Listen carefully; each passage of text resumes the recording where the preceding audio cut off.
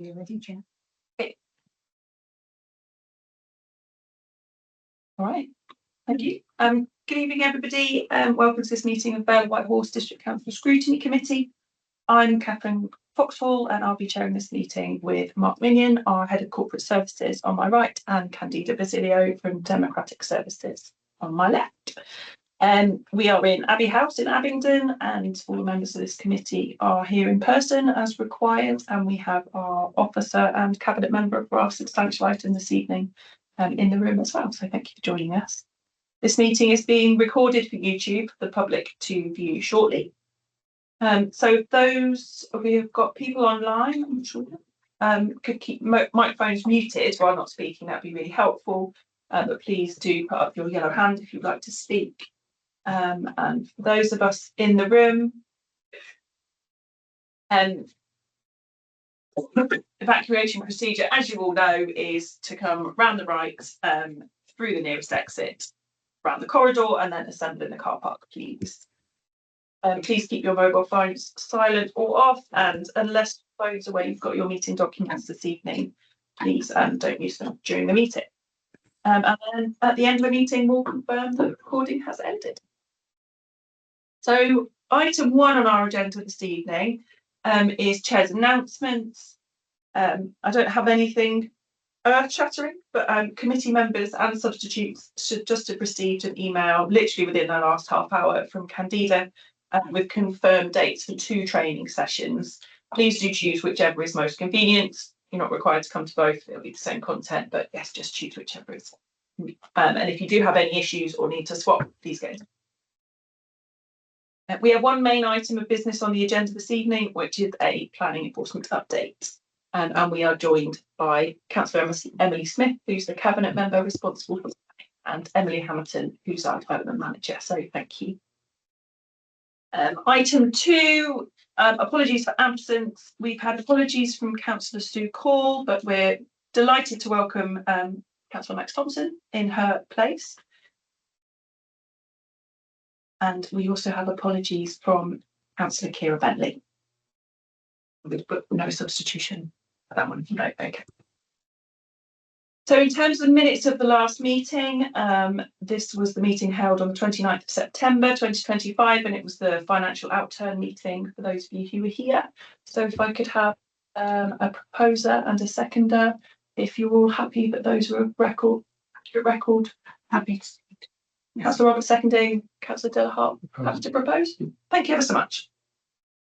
Everyone's okay with that then? Is that all right? Yeah. Sorry, yeah, thank you.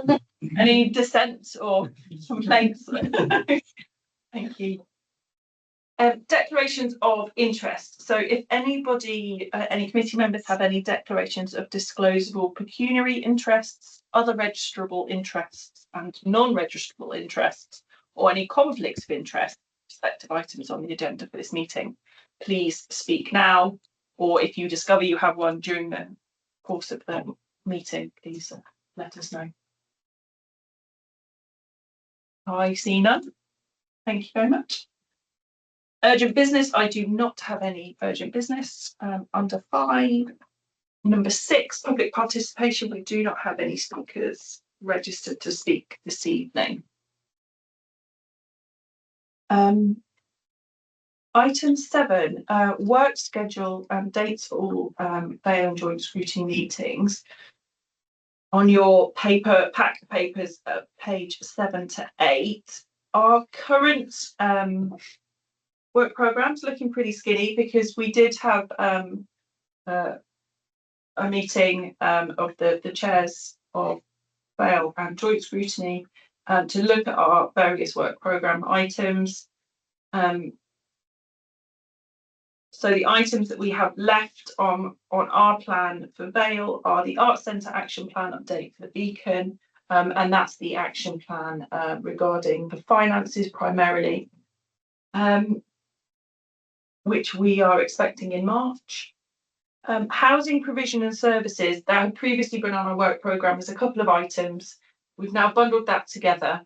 And we're going to look at scoping that out to particularly think about how we might take housing forward in the context of LGR as a really important element of our council services that we need to hand over.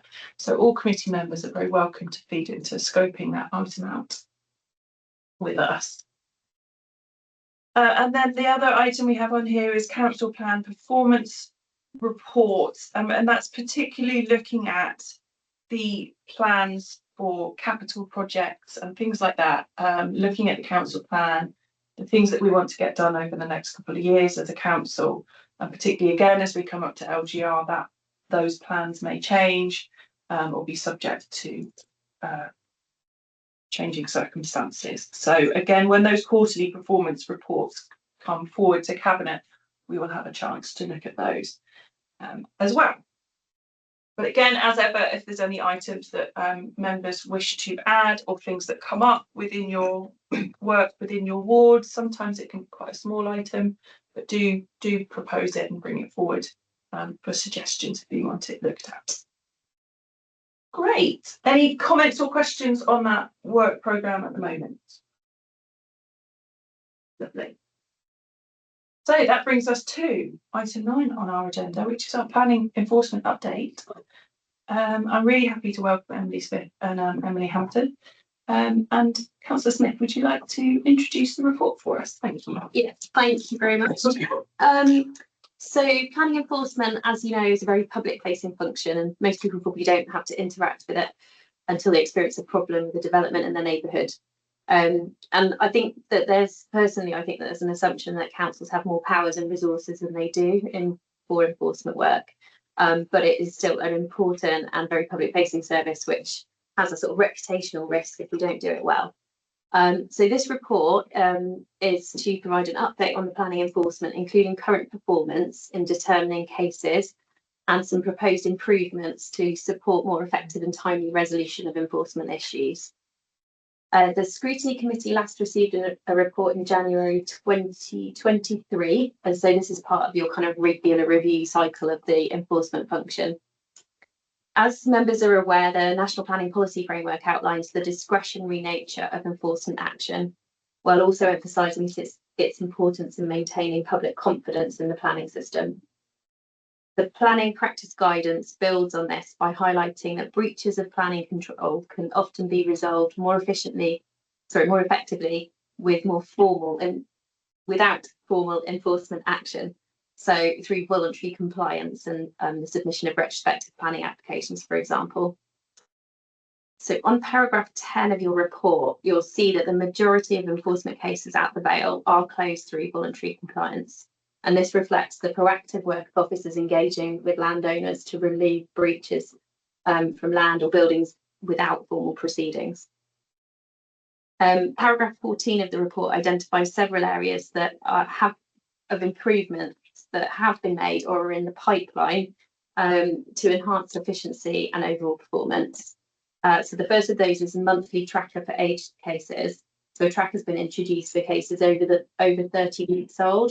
And this is now shared monthly with myself and other Cabinet members and provides updates to help us sort of progress outcomes on the older cases. The second point is around a review of the planning enforcement statement. So the current statement outlines timescales and procedural steps for enforcement investigations, and a review is proposed to clarify these steps, define actions more precisely, and enable monitoring through the process. The third one is case closure protocols. So it's suggested that enforcement investigations be closed upon receipt of a planning application or of lodging an appeal. This reflects the shift in responsibility to planning or appeals process and avoids duplication of recording cases. So sometimes we'll have cases that are sitting on enforcement books, but actually there's an active planning application going through at the same time. So it's kind of recorded in two places. And it's just a bit confusing and doesn't completely show what the situation is. So we want to remove that kind of duplication and streamline it a bit. And then finally, anticipated legislative changes. So future changes to legislation. So some of the big ones going through are the Planning and Infrastructure Bill and the Levelling Up and Regeneration Bill that are working through Parliament at the moment. This will necessitate some of the changes to our enforcement statement as well. So that's just a sort of summary of the report. I'm really interested to hear what committee thinks about the current performance. and particularly interested in any further suggestions for improvement that the committee has to the enforcement statement, or to feed into the review, or to other sort of policies or practices that you feel might help to ensure that we're maximising the impact of the tools that we have available to be as efficient and as effective as we possibly can. So I've had this cabinet portfolio for about 6 months now. I've learned a lot from our officers in that time. But I will do my best to answer any questions you have for me. But obviously, Hampton is also here for more sort of technical queries. And just a quick note as well to say that we're not really able to get into specific cases tonight. It's got to, if we can sort of try and keep the conversation more around the sort of processes and procedures, that would be really helpful. But yes, look forward to your input and ideas. Thank you. Thank you very much, Emily. Would anybody like to pick up question? That's what I said. Thanks, Chair. I have a pretty simple question just to start with about it's page 12 of the report, the graph at the top. One of the bars is not expedient. This is case closure types. I was just wondering, because it wasn't immediately clear to me, what does not expedient mean? Yeah, so I can start, but Emily, you can always want to come in. So basically, it's if there is somebody asks, a member of the public makes a complaint about an enforcement issue, and it may just seem that it's kind of a relatively small issue that would take perhaps a lot of officer resource to sort out.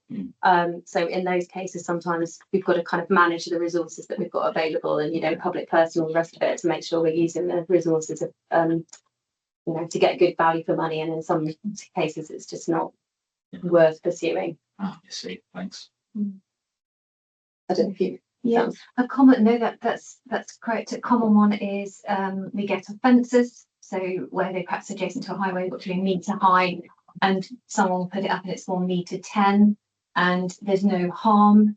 Yes, technically it's not, it's above what it should be, but it wouldn't be expedient to take any action. Councillor Thompson. Yeah. I have a follow up on the expediency thing. So I think that makes a lot of sense. I guess though, when we're looking at the non-expedient, and forgive me, I don't think I was here when this enforcement was first assessed. Can I just be clear on this? Is non-expedience determined by a sort of numerical value? So it looks like going through the enforcement statement, there's sort of numerical values applied to each of these cases. And so is the not expediency, or the determination of non-expediency, a sort of a judgment made by officers because it's something like a fence which should be a 1 metre 10 is 1 metre, or is it done on a numerical value? Is there like basically is there a number below which we just go, that's not expedient because only 3 out of 20 or so?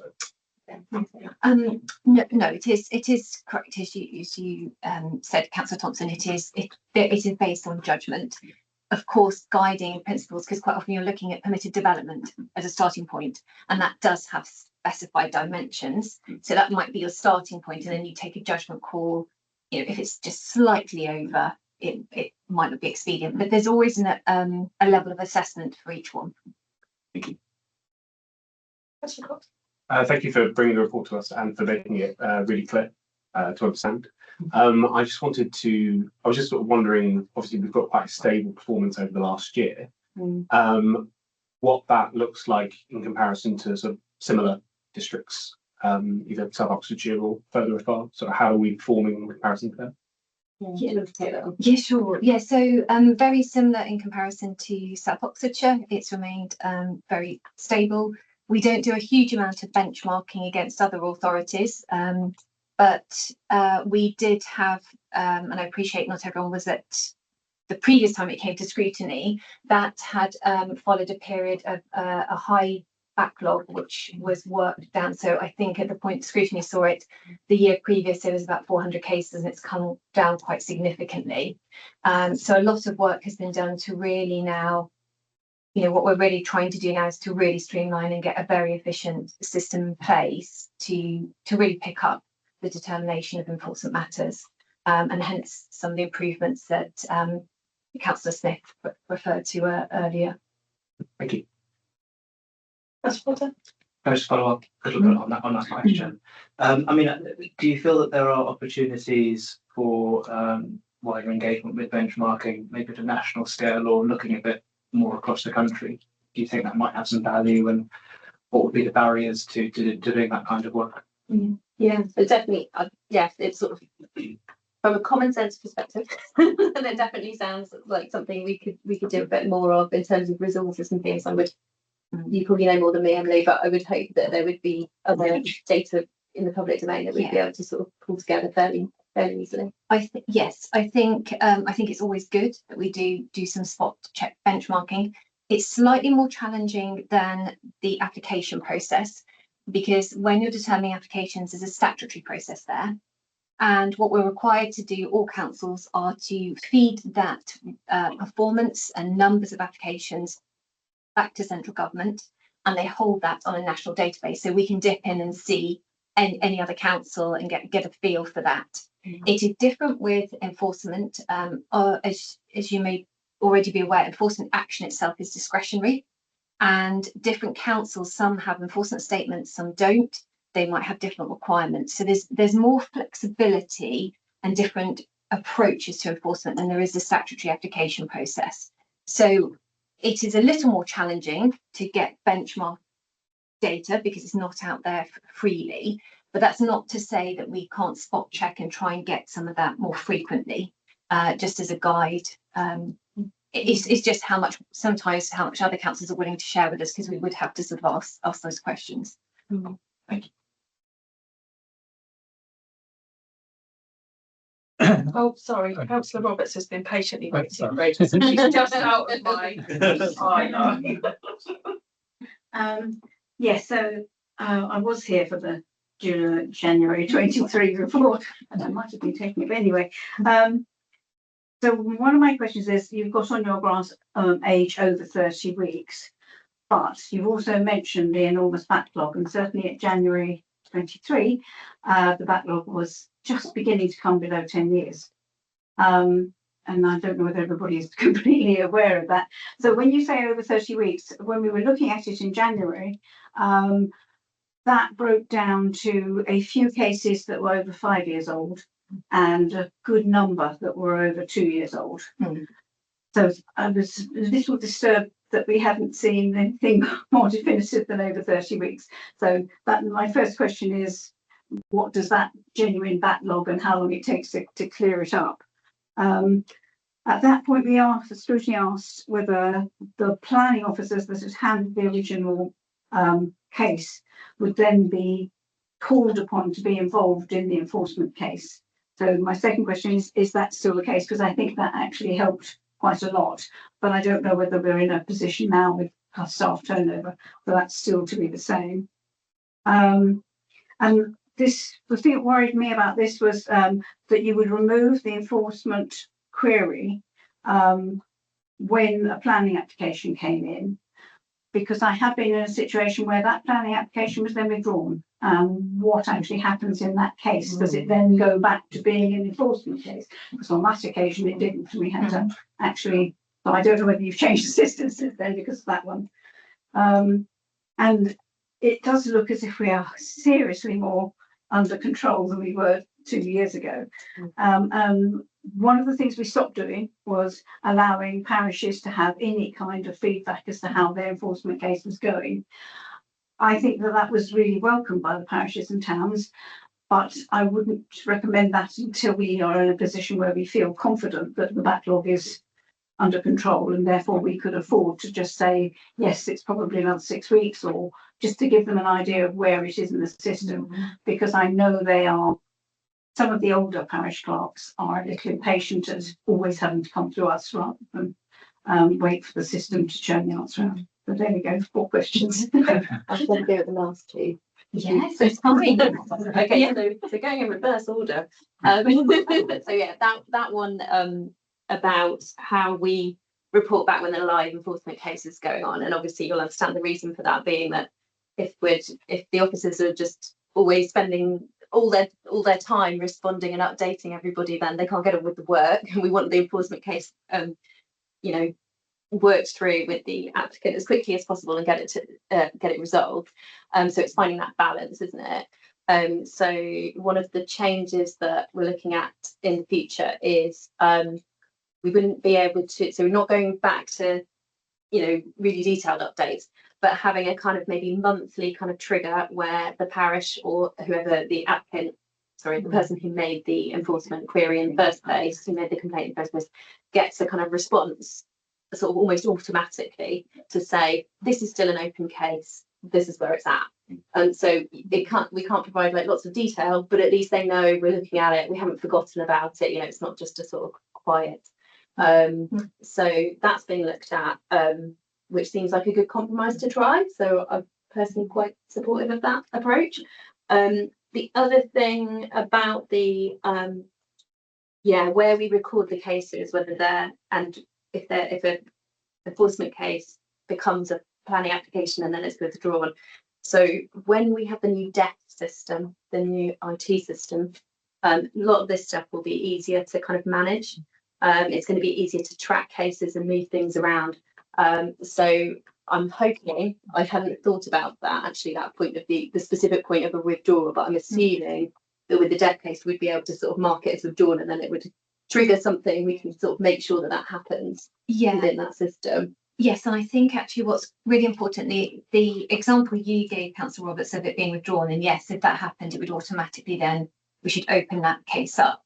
What we also have, and I think it's really important for audit and openness and transparency, is through the progressing of a case and application, you might have an enforcement investigation opened up, an application is submitted, a retrospective, and therefore that then gets perhaps determined, and it could either be refused, in which case you would then reopen the case to take the enforcement matters up, or it is approved and there are conditions that then need to be monitored and sort of checked that they're complied with, in which case at that point the case should be reopened as a compliance condition check, not just carrying on with the original breach. And I think that makes it a lot clearer if we work to that system, and it's more clear what we're actually investigating, what the matter is on the site. So that would be the proposed, as part of that proposed change. And then yes, the other ones were about the breakdown of the 30 weeks. Yes, I don't know the answer to that. I don't know if you have that. No, that's fine. So the tracker that Councillor Smith referred to, which we've recently introduced, we're into the 3rd month now, that goes back and covers all cases basically over 6 months. So anything older than 6 months appears on the tracker, and Councillor Smith can look at every site and see exactly what is happening and what the officers are doing. We still, as you say, there are some sites that I think there was one dating back over 10 years that is still actually active. We actually have a planning application in, which we are hoping to bring to committee at the end of this year. The aim is to get it to committee in December. There are some complex cases. They are rare, and we don't have many of them, I'm pleased to say, in those on that tracker. So that bulk of 2-year-old cases have actually now been dealt with. I mean, I asked about the really old ones because I think I know which case you're talking about. Yes, But yes. So that does that, and apologies, the other question you had was around, that was it, sorry, could you just repeat the question around officers dealing with cases? Sorry. Yes, the planning officer that approved the original application was involved in if it came back up for enforcement, because obviously they already have a bank of knowledge about that application. But as I say, they've moved into newer times, and that may not be now as as it was. We do try to be, so if there is an officer, whether they're sat in the enforcement team or the applications team, non-majors or majors, if they have had knowledge and experience of the site and it makes sense for them to pick it up, then they will run with that particular application. Likewise, they might assist if there's a hearing, an enforcement hearing, or that kind of thing. So we do try to sensibly, from a resource point of view, manage the workload.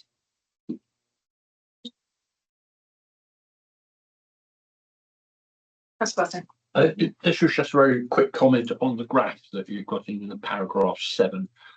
I think somehow it could be revamped so that the bars right at the bottom expanded a bit, because I think there's quite a good story there, but I think it's overwhelmed by the number of cases still open. Yes, And I think there's just a better way of displaying that information. yes. I think you're correct. Yeah, we need to have a look at that. Yeah.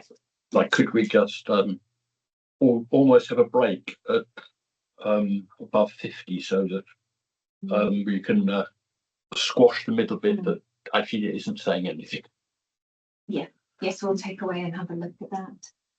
Thank you. Otherwise, a very good report, I think. That's a good point though. About there is a really good news story there about the number of cases being completed. Yeah. So yeah, good comment. Councillor Dillahart, did you? Yes, Councillor Roberts asked. Oh, okay. But I have another question. So if you have a very long-standing case, does it ever get to the point where too much time has passed and we can abandon it, or it's no longer worth pursuing, or perhaps the person is deceased or had the property been sold? Does that ever affect the number of open cases? Yes. So when it goes past 10 years, then that's when it's immune, isn't it? So that's right, isn't it? I asked this earlier about the definition of immune. Yes. So on the graph on paragraph 10, where it talks about the closure types, the penultimate one is immune. And so that's the sort of thing that would fall into that category. So if it's past, and that the number of years has changed recently, hasn't it? It used to be between 4 and 10, and now it's just 10 years. And then if it's that old, we can't do much with it, and then it becomes immune. Sometimes we receive cases, so it's reported to us, and then we check back at the evidence, and it's immune at the point it's been reported. What we do try and do where there are long-standing cases, there we do try and put measures in place to, in effect, we can sort of stop the clock, so to speak, and do things. So we are always monitoring those older ones so that they don't just become immune by lack of action, in effect. But as you said, there are some circumstances that add complexities and delays to the process. I have a question about the fact that this whole thing, planning enforcement, is discretionary, and I understand that. What I found fascinating was this distinction that actually planning enforcement is about the council. It's not about protecting the people who report it. It's about the council's processes and the council's requirement and responsibility to ensure a correct planning process. Given that this is a discretionary, and I was interested earlier, I was having a look at that, how many councils have radically cut back on planning enforcement because of budgetary pressures. And so I just wondered, has there, among the cabinet particularly, been any discussion of cutting resource further? Because we have seen that in other councils. And I was interested in some of the response to these changes in 2021, where one councillor was reported in Henley Standard, I think, saying that this is just that this kind of publicising that you would not enforce everything was a kind of charter for people to take the mickey, I think was the phrase used. And so my questions are really, is there any discussion, has there been any discussion of financial savings by cutting this discretionary versus, because I think that's always the distinction made, isn't it? We've got to protect statutory, but also has there been any work done since 2021 to look at whether or not residents have started looking at enforcement differently, whether we do see any kind of mickey taking by residents who think they can now get away with anything? So in terms of the first question around, has it come up around sort of looking at cost savings in cabinet? No, it hasn't. In previous years, it's come up from time to time. And I think that, we have a decent sized enforcement team. In some councils, the planning development officers and the planning enforcement officers kind of do both jobs, if you see what I mean. So it's kind of, again, it's not easy to compare council with council all the time. But it is an interesting one to consider, But it's really important that we have a good functioning enforcement process to make sure that there is confidence in our planning. You know, it goes back to your point about it's about the council ensuring that we've got a really good planning service that's trustworthy and that people have confidence in. So no, it hasn't come up. It's basically that's the bottom line. In terms of the perception of residents, I don't know if Emily would want to comment on this as well, but in terms of the number of cases that are coming through, it's been fairly steady. So I don't see anything in the data that makes me think that. I don't know if there's any anecdotal, again, I'm not really aware of any particular anecdotal evidence of that either. I don't know if you've heard from an officer perspective. No, I'd agree with what Councillor Smith said. We're not seeing data. We've not seen a sudden spike of investigations or any patterns like that. So, yeah, I'd agree. And I think if you look at that graph in paragraph 10, if you combine permission granted with voluntary compliance and there being no breach and notices complied with, you're up to 3/4, even 80% of cases are resolved in a way that's positive, essentially. Because it's that not expedient number that's what's going to annoy residents. It's a lot. I think it's a lot about the sort of communication of it and people's understanding of what enforcement can do and can't do, and that's why the enforcement statement I think is really, really helpful. So yeah, I know that I use it in my board. You know, if people have got queries about what can and can't be done, the enforcement statement is so helpful in just setting out what is possible and what is not possible. But yeah, you're right. The figures are pretty good, and we've got some ideas to make further improvements and make it even more efficient. Because planning and enforcement can be so emotive, it's quite difficult sometimes, isn't it? If you're talking to somebody who's in the middle of a dispute in their neighbourhood about something, it's like the stats. Giving a report, the stats doesn't necessarily help because it will be that particular issue that's causing that problem locally. So yeah, that's a tricky balance as well. Just add as well. I mean, I also manage the council's complaints as well, and the local government ombudsman will get complaints about planning enforcement, and we don't get many, but they never really come back and say, no, you didn't do it properly on this particular case, which I think is further evidence of the work that the team is doing as well. You don't win everyone, but 90–80% of them, I'd say, come in our favour, which I think shows the process is working as best as it can under the discretionary circumstances that have been described. I do slightly have a question about that, but I'm still trying to work it out in my head because it's related to that reporting back during live cases. It's about updating, so I'll keep thinking about it. Maybe think about it. Councillor Potter. Thank you, Mark. Thank you. Just building on that point around the enforcement statement, you know, making it clear that enforcement is also about maintaining the integrity of the planning system. I'm curious about whether do we have a proactive compliant strategy such as communication development or developer engagement or early stage interventions that might reduce the number of enforcement cases arising in the first place? Basically, it's that joined up nature with what's happening in planning. Can you tell me a bit about that? Yeah, so definitely that getting in as early as possible is really helpful. Particularly when there's like a big development, you know, like hundreds of houses in or whatever, having the officers to be able to sort of build those relationships with the developer and sort of address things as they come up and have those discussions early on so they don't end up in a big formal process, because we want it to be voluntary compliance. We want everybody to just be doing the right thing and helping everybody along that path. So that's definitely the aim.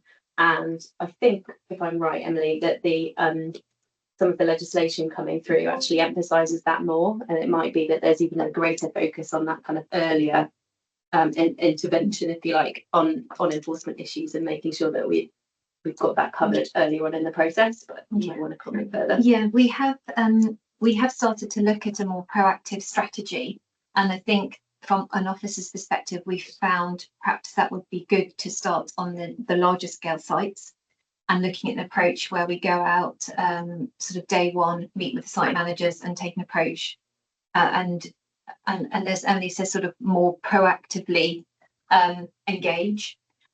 We've got some changes coming up through the Levelling Up and Regeneration Act and other government proposals, So what I think would be good and sensible to do is just, we think we're going to get an update towards the end of this year, beginning of next year, to sort of look what they say, because we've potentially got things around commencement notices. And then I think start to bring in and look at how we could start to introduce the more proactive way of working. Like I say, it makes sense to look at the larger sites first. However, just note that the vast majority of cases we have come from individuals. And so we've got a piece on our website where we've got some information, a short video to sort of break down enforcement and get that message out as simply as possible. But perhaps we do need to look at, you know, how can we engage with individuals, members of the public who perhaps aren't familiar with the system, and perhaps in some cases then inadvertently breaching things. You know, that there is a piece of work that could be done around that going forward.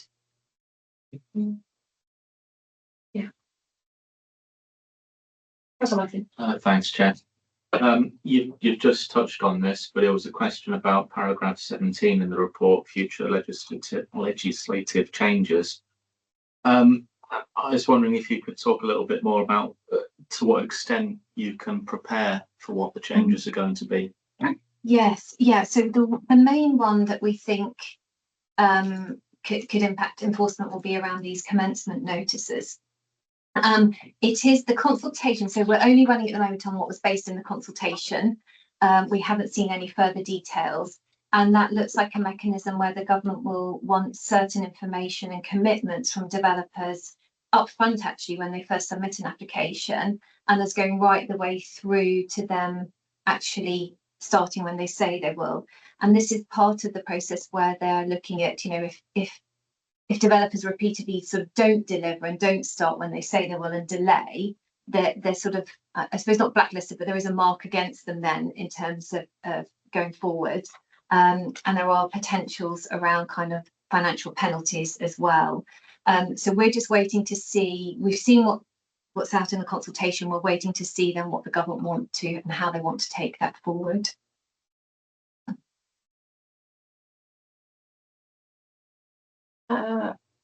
Professor Thompson and then Cassie. Cool. Yeah, no, I just want to say, in terms of the monthly tracker, I think this is a great innovation. It seems like it's going to be something really, really useful. I think in terms of a process for clarifying things, I think it's really great. I guess just on this, just a couple of things. The first one is, though, this is something that's shared with the cabinet member, but not shared more widely. So it's not completely open. But I just wondered, and this probably is more to you, Councillor Smith, but I don't know whether you as cabinet member, when a particularly contentious or some big development happens on this tracker, I don't know if it's something that you would be able to then pass on to the ward member for their awareness, because I do wonder whether it might be helpful, because part of the difficulty with enforcement is that often individual residents report these things forward. They don't always go to the ward member, and then occasionally you get an email from someone saying, "Oh, we've got this enforcement case. Why don't you know about it?" So it wouldn't. So I don't know whether. So just to you, I wonder whether it would be possible that it's not that it's about sharing everything, but just if anything particularly crucial comes up, it might be useful if that could be shared with ward members. I don't know if that's possible. And relatedly, and I'm really relieved to hear your response to Councillor Roberts' question about, well, what if an application comes in that's withdrawn? But I also wondered whether potentially, if it's not too onerous on officers, where there is an enforcement case and then there is an application put in to regularise it or an appeal in, I think it would be great if there could be almost an automatic that went out to ward members at that stage, because I think in terms of us being able to communicate with residents, occasionally people think we know more than we do about specific cases. So those would be my sort of two suggestions on that. And then my question goes back to this question about potential complaints about this process and what happens then, because my presumption, though please correct me if I'm wrong, is that I assume that many of the complaints that come in about this process are probably less to do with a case being marked as not expedient, but may well be more to do with residents or individuals putting in enforcement cases on matters which are not to do with enforcement.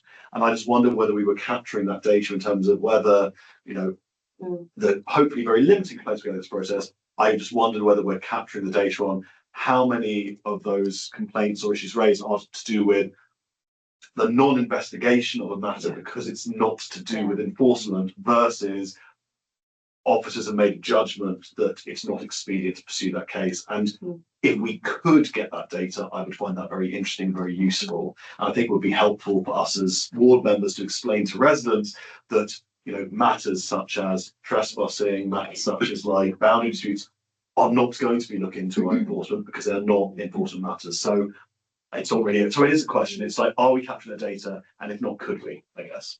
Or something like this is precisely what I was going to ask actually. So I'm going to follow up. Yeah, please do your Yeah, so what I was trying to think of was it's this, and I've seen it, this frustration of non-action. Yeah.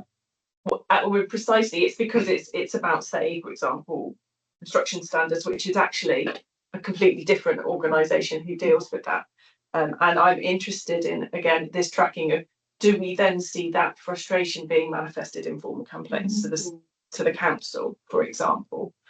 Yes, and I think there is a sense of everything goes quiet, people aren't given updates, there's a sense of nothing happening. And yes, it's difficult to explain, and you can kind of help residents by signposting them. Actually, I think what you're trying to raise is possibly better to go through an ombudsman or whatever. But yes, I wonder if we can somehow fill that void.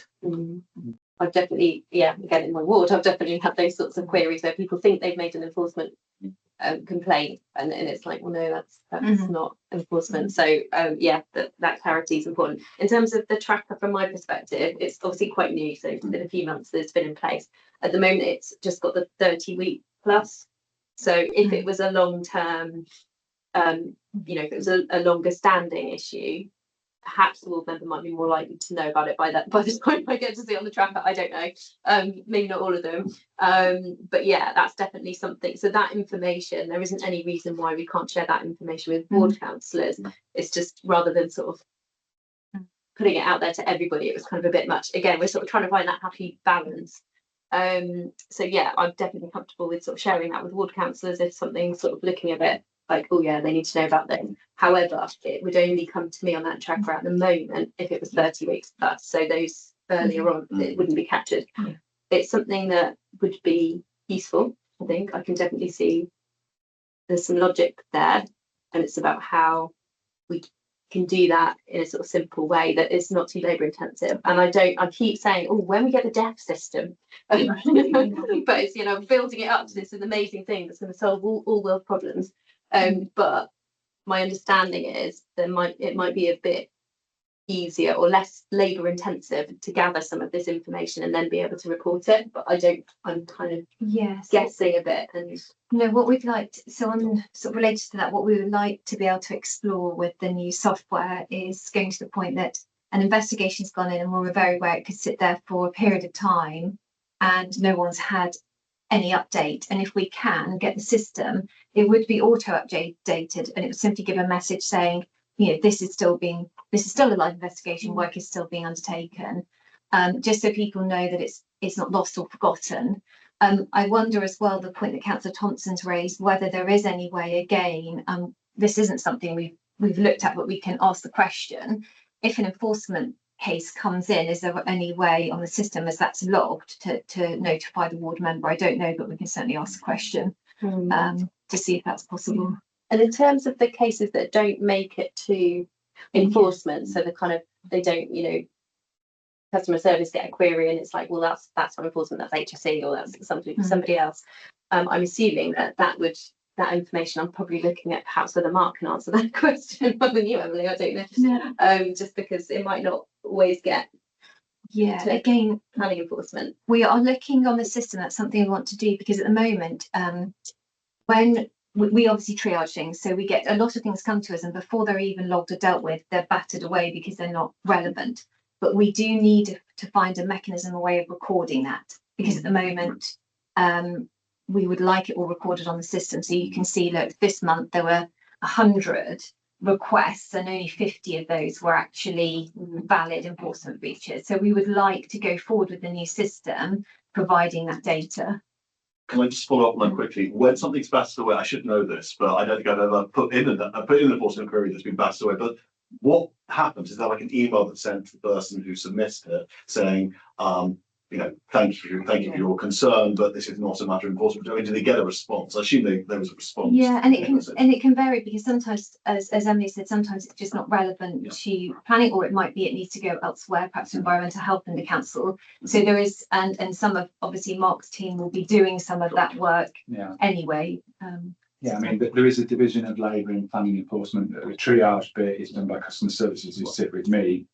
We do a quick assessment of it. Then we'll pass it on to Emily's team, the enforcement team, to do any more proactive work on it. So there is a number that we bat away, but my team have got the experience to say, actually, this doesn't meet the thresholds for an enforcement case. In terms of complaints, formal complaints to the local government ombudsman, the ones around in planning enforcement in any year are very, very small numbers. There's no real trends that you can see in there. And often the enforcement cases, the complaints about enforcement cases will get about expediency, whether we've dealt with it or not, the timescale it's taken to do it. And actually, those are the things that people are complaining about through that process. But again, like I said, there are very few that we get in each year. That's all very useful and interesting. I just have one final question on something totally different, because it's not in here, and I wonder if it should be going forward, which is biodiversity net gain. Does that come within the enforcement team? And is that something we need to look at having a specific area for? Yeah, in short, it is covered by enforcement. So in the enforcement statement, the scoring system includes biodiversity net gain. So it is something that enforcement would pick up if somebody was not putting in place something they should be doing as part of the planning permission granted.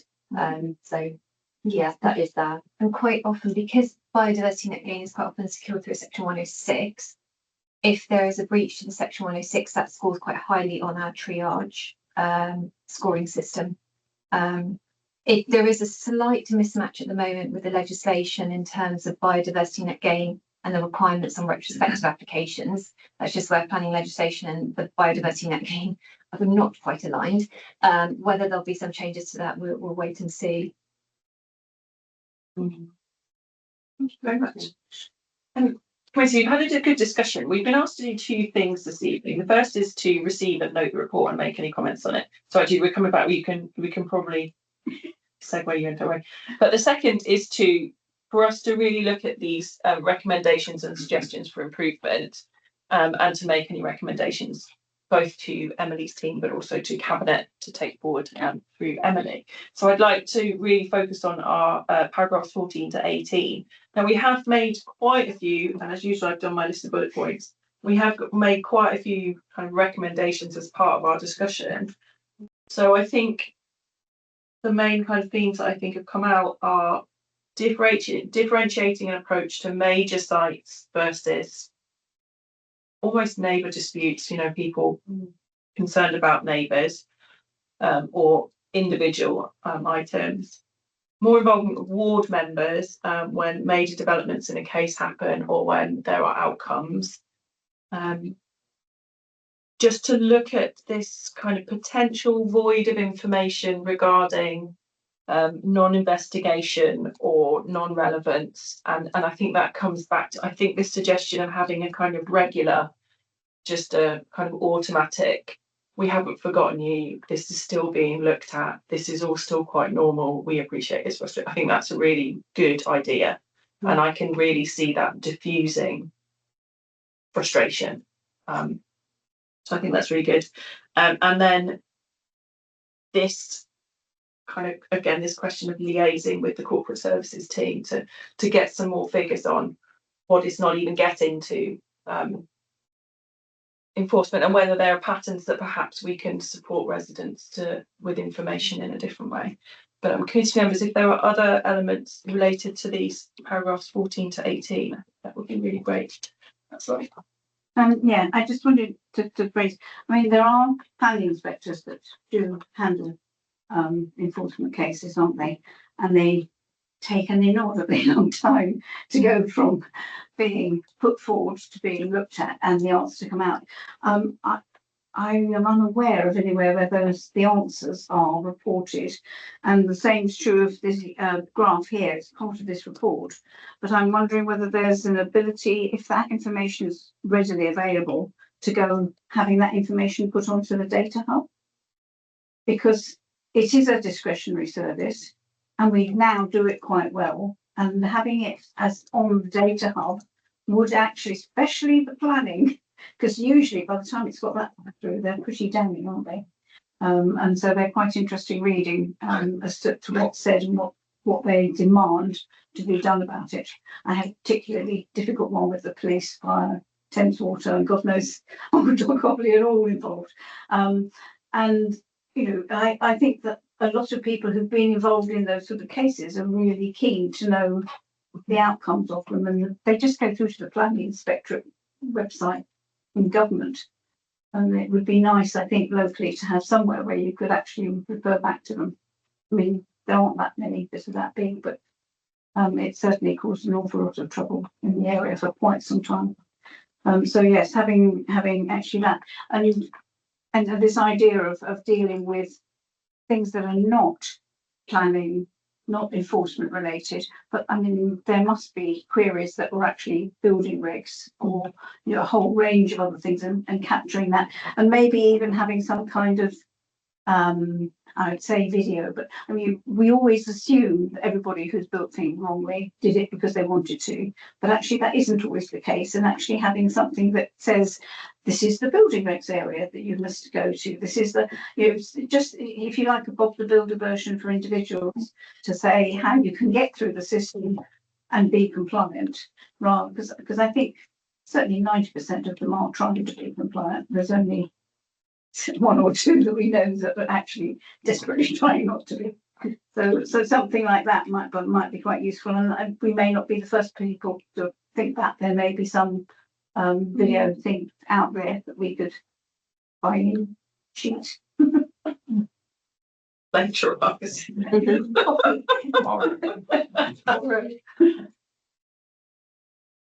Thank you very much. That's fine. I think we heard earlier on that there may be some good opportunities in the context of legislative changes as maybe part of the review of processes to perhaps look specifically at further opportunities to engage as early as possible with developers, be they big or even small. I'd welcome that being captured in this meeting.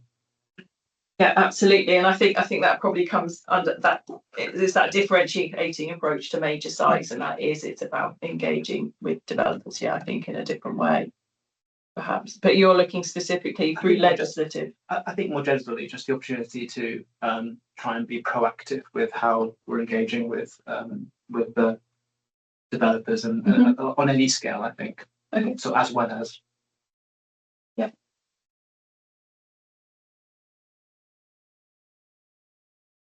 Did you want to make any comments on either of those? We were just talking about the potentially sort of running some sort of pilot around that. So looking at how we do that and sort of trialing it, and then kind of reporting back to committee just on sort of how it went. So that might be something that we could do. Any other comments or recommendations that you think? I personally, I really appreciate that you brought this report to us as a kind of really specific. This is what we're thinking. What do you guys think? It's been really nice to have this discussion, and I've learned a huge amount through reading this report and through speaking to you this afternoon, Emily, and then through this discussion about enforcement and how it works. And I think it would be incredibly helpful for all of us to be able to take back. But I think getting this information out more to ward members. So I wasn't aware of the enforcement statement until today. I always sent my residents to the website, and those steps are really, really helpful. But I didn't know there was an enforcement statement, which is much stronger in a sense in terms of, well, if you've got someone who's unhappy, and like as you say, being able to respond. So I think board members would benefit. Yeah, I just found out about the video, which I just watched. It's Yeah, really it's really good. Yeah. Yeah, because it is quite a lot of it is very sort of technical legislation and all this kind of quite dry content, if you like. But if we can, find ways to make it more accessible or just tell people it's there, because there are some good tools on the website. So just promoting them a bit more, making sure, reminding ward councillors what's there. Yeah, absolutely. I think regular reminders for us all. But no, unless anyone, are you happy? You've got all our comments. Okay. Any other comments? I might tweak them a little bit, just in terms of where you've said similar things. I'll put them all in some bullet points there for you. Perfect. Okay, lovely. Yeah, thank you so much. So thank you so much both of you for joining us this evening. Thank you for your ideas and input. Brilliant. I think we can close the meeting. Thank you very much. At 7:55.